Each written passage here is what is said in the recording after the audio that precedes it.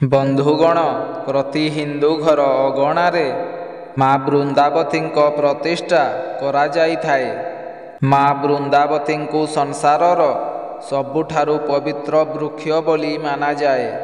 ଯଦି ଆପଣ କୌଣସି ବିଶେଷ କାମରେ ବାହାରକୁ ଯାଉଛନ୍ତି ଏବଂ ମା ବୃନ୍ଦାବତୀଙ୍କୁ ପ୍ରଣାମ କରି ତୁଳସୀ ଚଉରାର ମାଟିକୁ ମୁଣ୍ଡରେ ଲଗାଇ ଯାଉଛନ୍ତି, ତ ସେ କାର୍ଯ୍ୟରେ ଆପଣଙ୍କୁ ନିହାତି ସଫଳତା ପ୍ରାପ୍ତ ହେବ।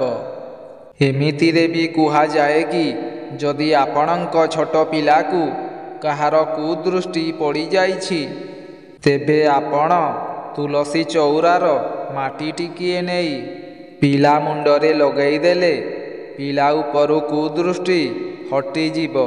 କାରଣ ମା ବୃନ୍ଦାବତୀ ସବୁ ନକାରାତ୍ମକ ଶକ୍ତିକୁ ନିଜ ଉପରକୁ ନେଇ ନିଅନ୍ତି।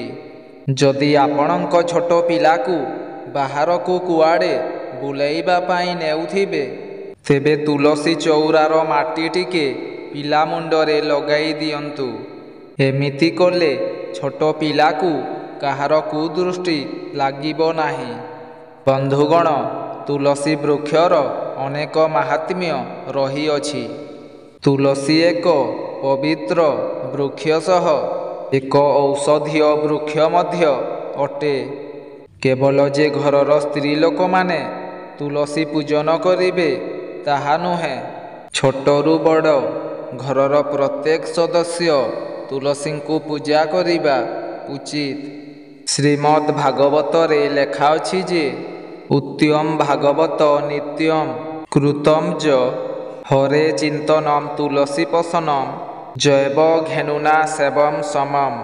ଅର୍ଥାତ୍ ଭଗବାନ ଶ୍ରୀହରିଙ୍କର ଗୁଣକୀର୍ତ୍ତନ କରିବା, ଭଗବାନ ଶ୍ରୀହରିଙ୍କର ପୂଜା ଅର୍ଚ୍ଚନା କରିବା, ତାଙ୍କର ସବୁ ନାମକୁ ଜପ କରିବା, ଗୋମାତାଙ୍କର ସେବା କରିବା, ପ୍ରତ୍ୟହ ବୃନ୍ଦାବତୀଙ୍କୁ ପୂଜା କରିବା, ସେବା କରିବା, ତିନୋଟି ଯାକର ପୁଣ୍ୟଫଳ ସମାନ ହୋଇଥାଏ। ତେଣୁ ପ୍ରତ୍ୟେକ ବ୍ୟକ୍ତି ନିଷ୍ଠାର ସହ ମା ବୃନ୍ଦାବତୀଙ୍କୁ ପୂଜା କରିବା ଅତ୍ୟନ୍ତ ଆବଶ୍ୟକ। ଘରର ସୁଖ ସମୃଦ୍ଧି ପାଇଁ, ରୋଗ ଋଣ ଏବଂ ଶତ୍ରୁଙ୍କ ବିନାଶ ପାଇଁ ତୁଳସୀ ପୂଜନ କରାଯାଏ। ଯଦି ଆପଣଙ୍କର କେହି ସମ୍ପର୍କୀୟ ମାନଙ୍କ ମଧ୍ୟରେ ଦ୍ୱନ୍ଦ୍ୱ ଲାଗି ରହୁଛି, ଘରେ ଅଶାନ୍ତି କଳହ ଲାଗି ରହୁଛି, ଘରର ସଦସ୍ୟଙ୍କୁ ରୋଗ ବୈରାଗ୍ୟ ଲାଗି ରହୁଛି ଏବଂ ବିନା କାରଣରେ ମନରେ ଡର, ଅଶାନ୍ତି ଓ ଚିଡ଼ଚିଡ଼ାପଣ ଆସୁଛି, ଘରେ ଧନ ସଞ୍ଚୟ ହୋଇପାରୁନାହିଁ, ଯେତେ ରୋଜଗାର କଲେ ମଧ୍ୟ ତାହା ନିଅଣ୍ଟ ପଡ଼ୁଅଛି, ତେବେ ଆପଣ ଏକ ତୁଳସୀ ଗଛ ଲଗାଇ ତା'ର ସେବା ଯତ୍ନ କରନ୍ତୁ।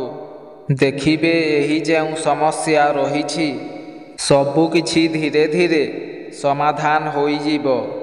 ତାହେଲେ ତୁଳସୀ ଗଛ କେଉଁଦିନ ଲଗାଇବା ଉଚିତ, ଯାହା ପାଇଁ ଘରର ସୁଖ ସମୃଦ୍ଧି ବଢ଼ିବ ଏବଂ ଘର ଧନଧାନ୍ୟ ଗୋପଲକ୍ଷ୍ମୀରେ ପରିପୂର୍ଣ୍ଣ ହେବ। ଭାଗବତରେ ଲେଖାଅଛି ଯେ ମା ଭଗବତୀ ତୁଳସୀଙ୍କର କାର୍ତ୍ତିକ ମାସରେ ଆବିର୍ଭାବ ହୋଇଥିଲା।